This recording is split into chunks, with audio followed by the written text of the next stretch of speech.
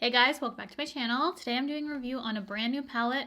I literally didn't even know this was releasing until a couple days ago, and then it surprisingly showed up at my house and I was shocked.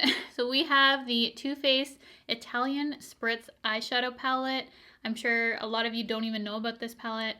Like me, it is very, very new. It hasn't released anywhere. I don't have too much information about this palette. I don't have pricing, where it will be available, nothing. All I have is this card right here, and this is the new Too Faced Italian Spritz. It is a Lake Como cocktail inspired eyeshadow palette.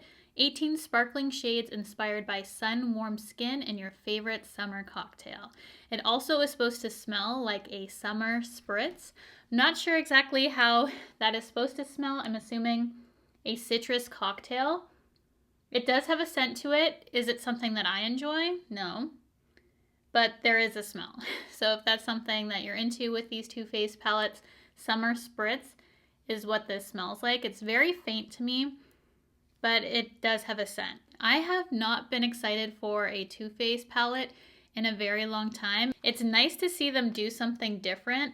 I mean, this color story is gorgeous. They did something really special with this, I feel. The different sort of finishes mixed with these wearable matte shades in here really makes this a wearable palette. I love how they have all the shades set up in threes. I can really see a bunch of distinct looks with this palette. However, for this video, I am going to play around with different rows and just throw a bunch of stuff on to show you how they wear on my eyes. For the swatches, I'm just going to go over them with you.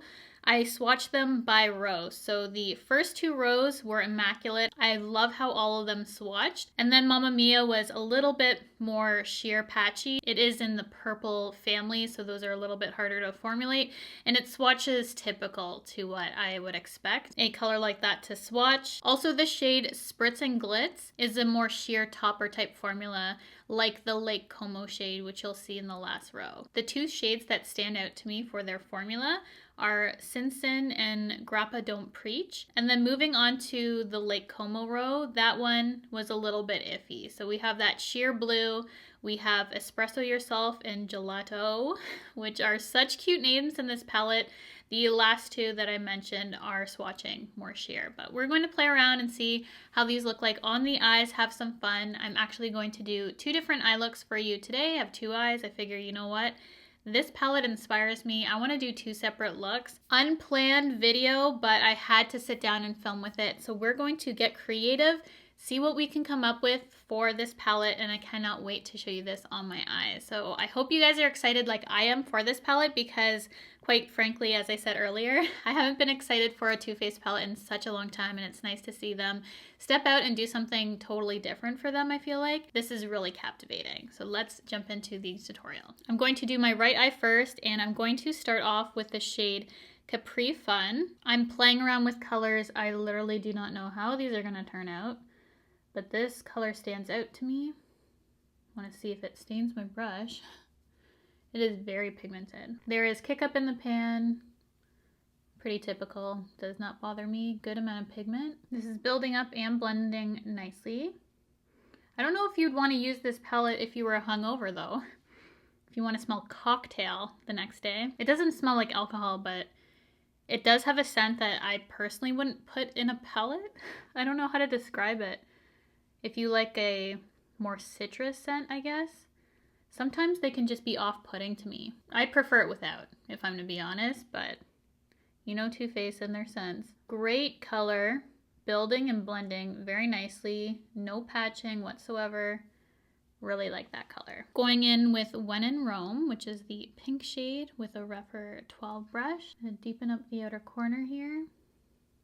Doing like a Malibu Barbie eye on this eye. Great pigment with this shade as well. See how it blends into the Capri Fun.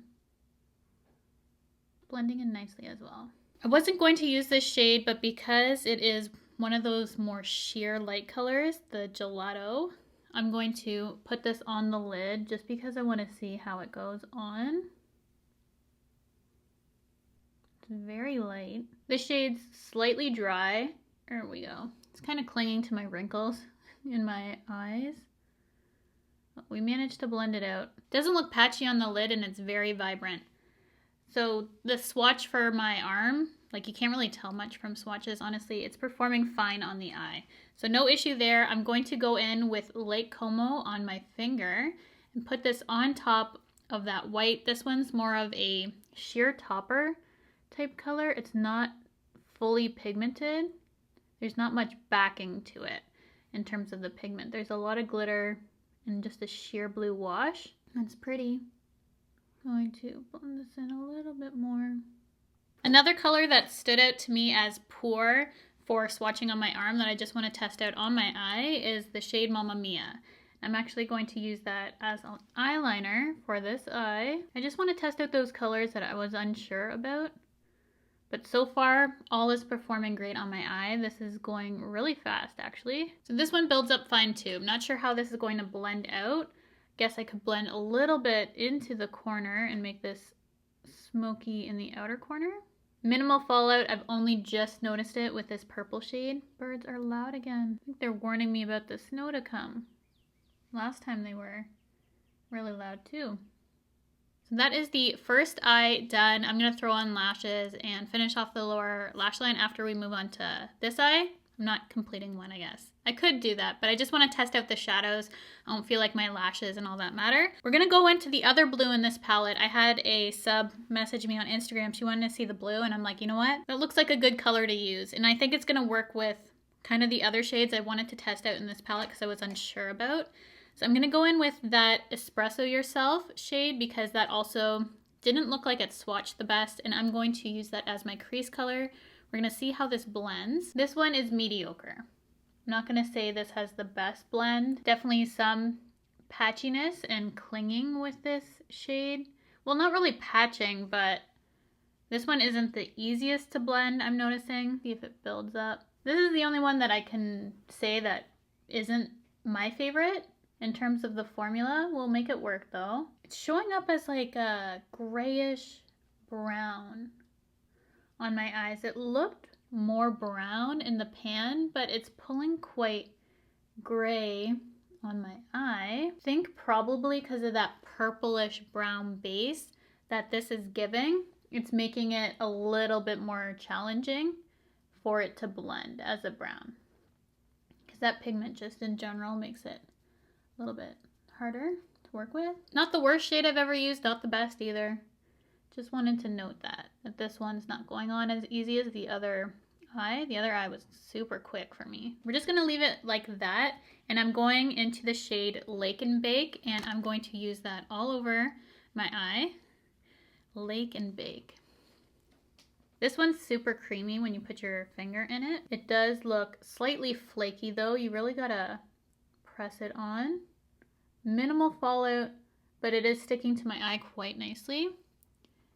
Really pretty color. I love this color. And this is without wetting my finger or anything like that. It is beautiful, this shade. I'm going to take the shade Toasted in Tuscany.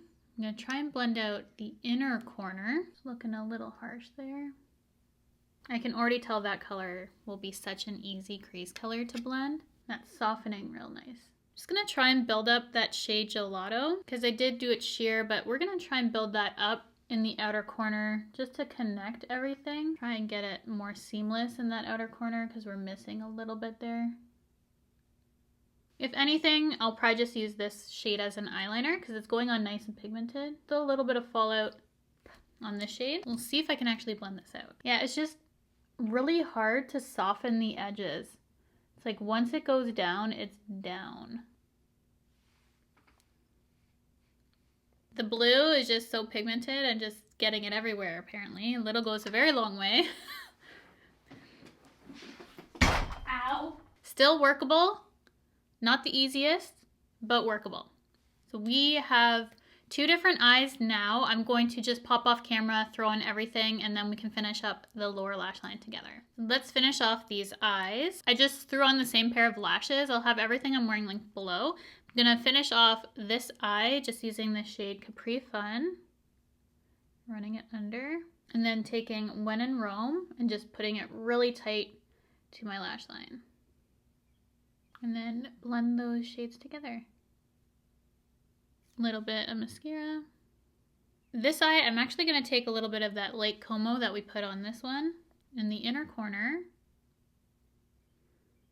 to brighten that up. Going to do black on the waterline because this is just going to be my smoky eye. Going to take Toasted and Tuscany and just run it under to blend. This is the shade we did right in that inner corner. Kind of blending that black in a little bit. And a little bit of mascara. Those are my 2 eyes completed. I can't honestly tell you which one I like more. I think once they're both complete, I really like how both of them turned out. I think you can do so much with this palette.